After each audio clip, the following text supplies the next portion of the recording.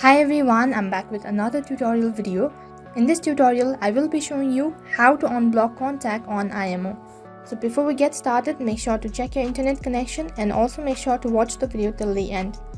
So then let us get started. Firstly, open up your IMO application.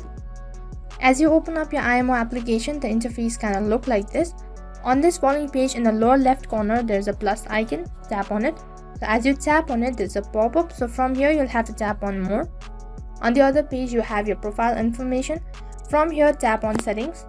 On the other page, you will be directed into settings page. So from here, you'll have to tap on privacy, which is on the third step.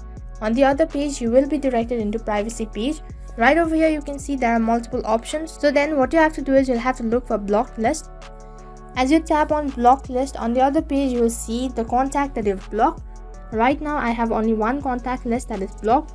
So in order to unblock it, all you have to do is tap on unblock, which is in the right hand side corner. As you tap on it, there's a pop-up. So from here, tap on unblock once again.